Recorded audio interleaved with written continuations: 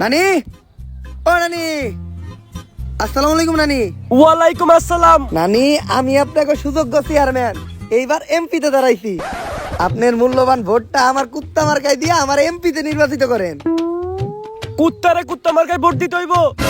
তা তুমি এমপি হইলে আমাকে সুবিধা কি? নানি, কোন যে সুবিধা নাই কি? আমি যদি একবার এমপি হই, এই সমাজে কোনো গরিব মানুষ থাকবো না, সব টিরে মেরালাম।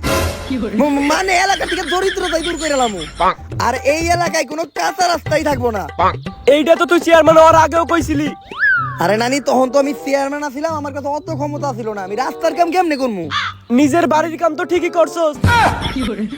নানি, আগের কথা বাদ দেন, এইবার খালি আমার এমপি বানান। এইবার নানি গুলিকে স্পেশাল সুবিধা থাকবো। এলাকায় যত ধান খেতাতে ধান উঠাইয়া সুপারি গাছ লাগামু, আম গাছ, জাম গাছ, জাম গাছ, সব গাছ লাগানো বাদ, খালি লাগামু পান গাছ। অক্সিজেনের অভাবে মানুষ মইরা গেলেও নানি গুলিকে পান সুপারির কোনো কমতি থাকবো না। যত যাই কস